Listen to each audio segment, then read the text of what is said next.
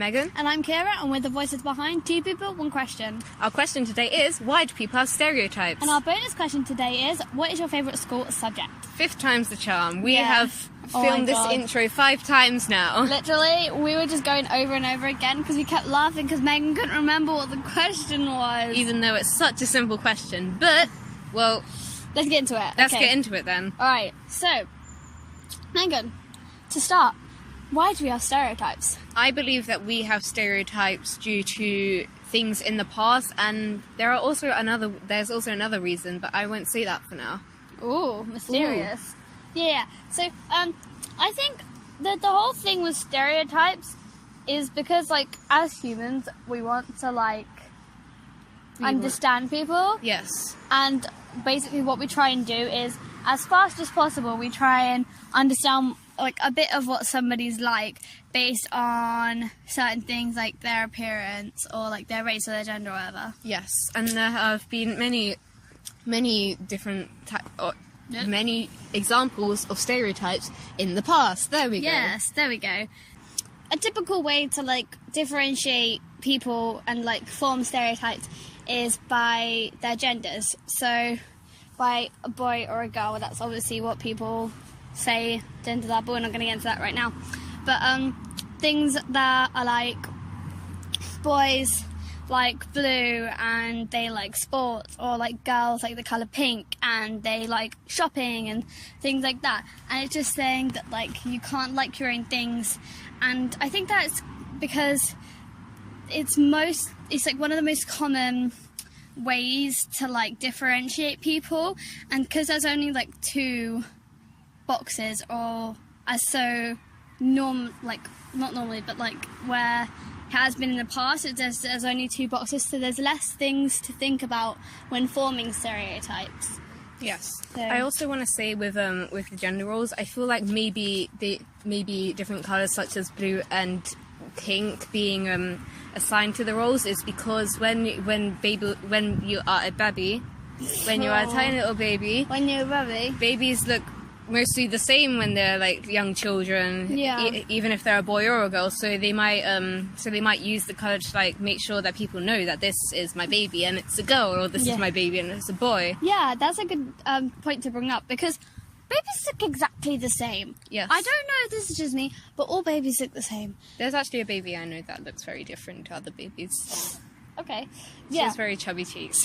Aww. Aw, she's adorable. Anyways, so another thing that things like stems from gender roles is something that I want to say, which is different products that are for, like, boys and girls, like having the same product that is meant for, like, that is marketed towards a boy or marketed towards a girl.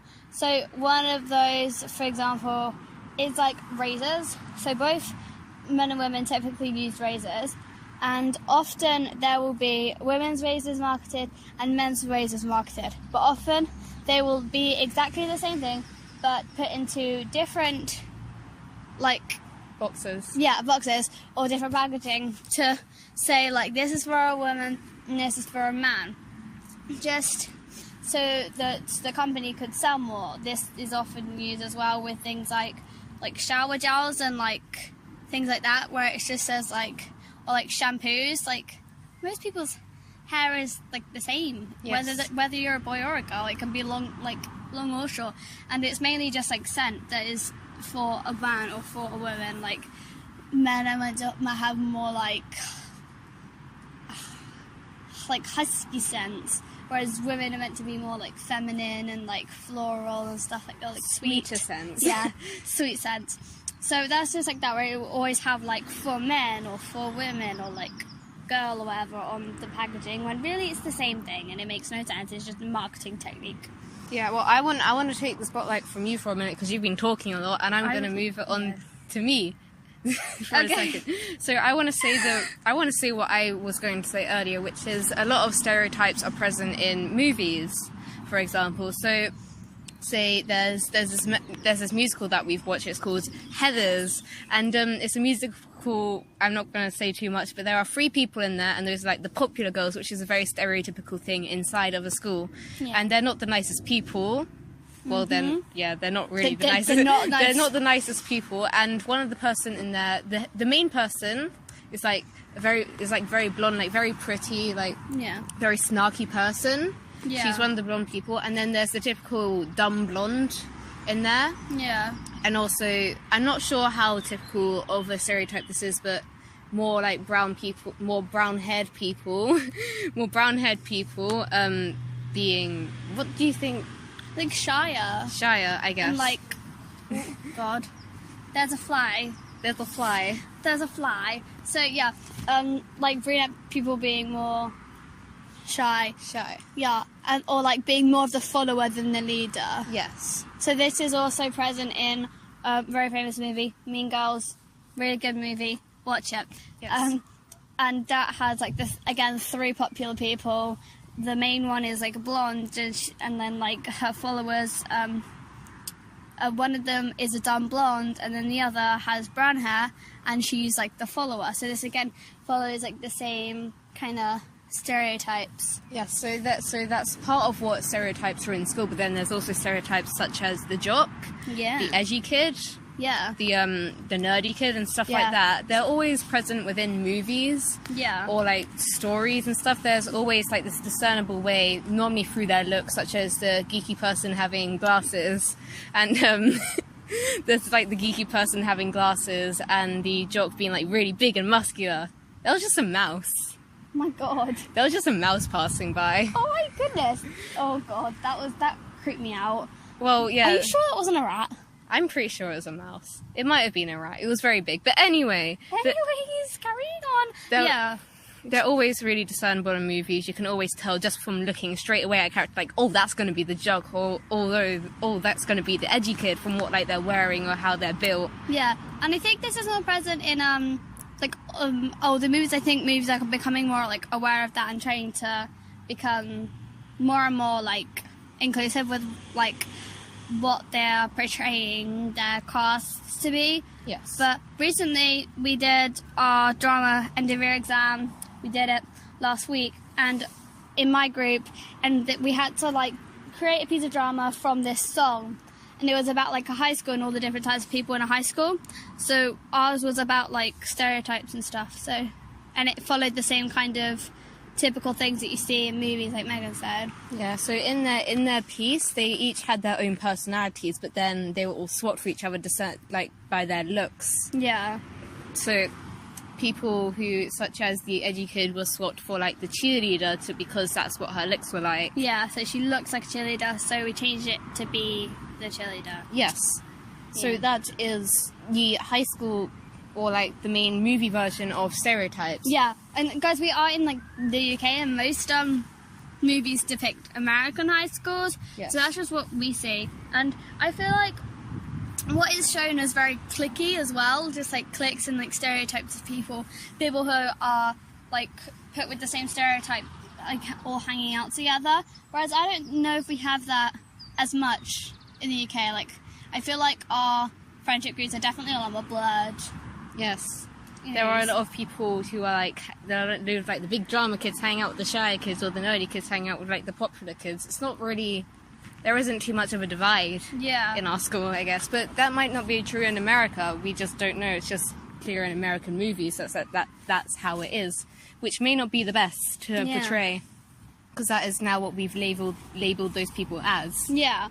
There aren't many things to go off for stereotypes because, well, we haven't been able to go much into our video ideas lately because as we said in our last video, we have been going through tests, which are going to end by our next video, so we should be able to come up with more things for you guys. Yeah, so if you guys want us to, like, if you guys have any ideas to help us along the way, instead of us always thinking of all of them, then please tell us in the comments so we can get more videos, more ideas out to you guys.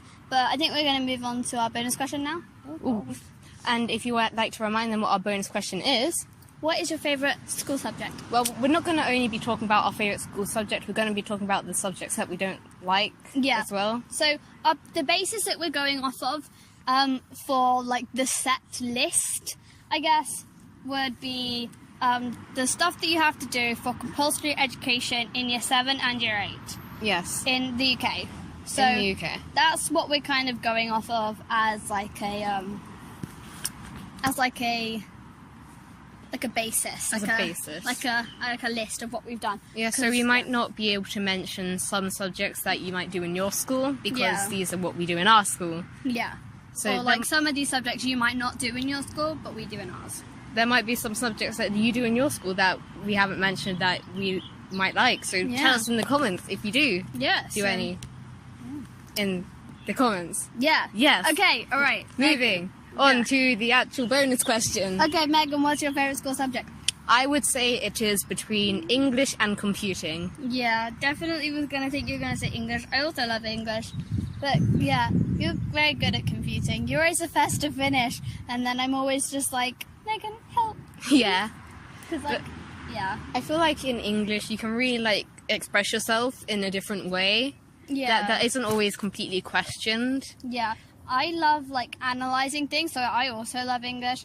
So I love analysing things. So like I really love doing the whole like reading tests where we have like a piece of text and we have to like go in deep and like analyse it and say what everything means. I really like that. Yeah, but on the contrary, I'm more the person who likes to do creative writing. So we did poetry this year, and I was really upset when we had to move on because we were moving on to non-fiction, which isn't the most fun of subjects. Yeah.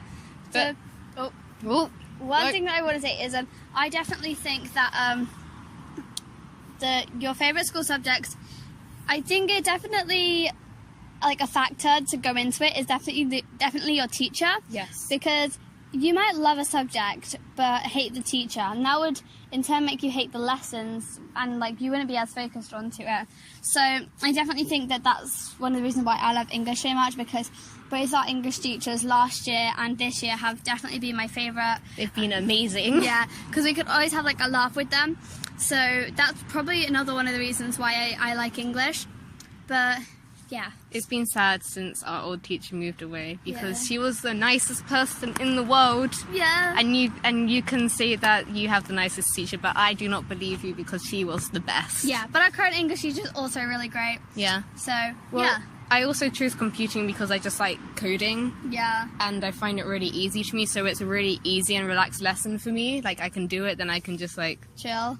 Yeah, I can just do what I want because the teacher there just like doesn't care because I've done so much. The teacher, you're always just like, I'm finished, and the teacher's like, my God, I've given you 5 extensions already. Yeah. And it's only been half an hour.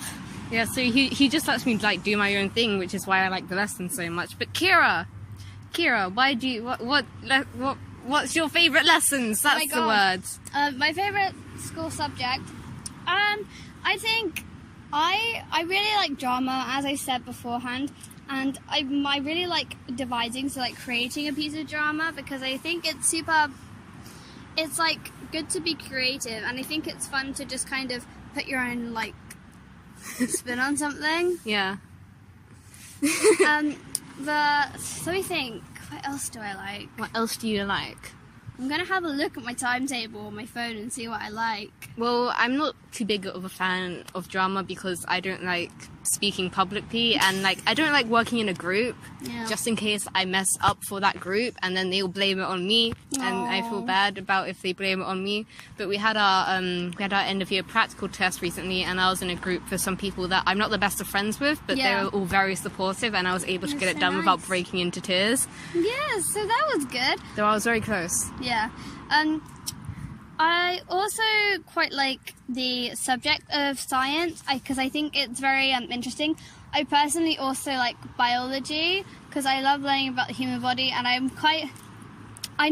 like learning about medical things. I'm not going to be a doctor or anything, but I like knowing about medical things. I don't know why.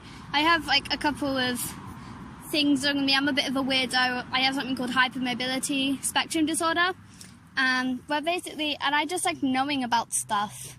So why don't you go deeper into your hypermobility just for people who don't know? Yeah, so hypermobility is basically a condition that affects the joints in your body. So your knees, your wrists, your like elbows, like your shoulders and stuff. And basically there's this thing in your body, in your joints, called your ligaments. And hypermobility means that your ligaments are more stretchy than normal, but it also affects a lot of other things. So if you have the gene with hypermobility, then a lot of things will be affected. For example, your digestive system is affected. So I always need to use the bathroom after I eat because my digestive system is just very fast. Also, I'm very weak in my hands and in my arms a lot, but I'm also very flexible, so I used to be able to do splits. I'm now only a little bit off the ground because I got injured, because that's another thing that comes with hypermobility. Is you get injured all the time. You get sprains and muscle, like pulling of muscles and stuff, and like tearing of ligaments and hamstrings and stuff. So yeah, that's what hypermobility is, and I like learning about medical things. I like to know what other people are going through, like if it's similar to what I have or whatever. Yeah, well, Kira, I've mentioned a subject that I don't like. What about a subject that you don't like? I hate PE. I'm sorry for you guys who like PE. I don't. It's literally my least favorite.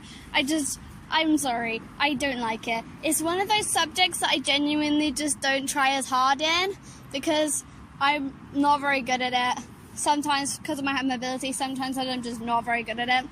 But Megan often gets mad at me in PE because she doesn't like that I don't try, especially during tennis. Yes, we have been doing tennis lately, and I got really mad at her a few days ago because she would not try in tennis, and it was very annoying for me. Yeah, sorry guys, there's like a fly flying around our feet, and I really want it to go away, and it's annoying me. Yeah, well, I want to say again that we're sorry that this video was a lot shorter. We'll be trying to make a longer one next week. Yeah, but again, like we said with the previous one, it's just been a little bit hard for us with like tests. Megan?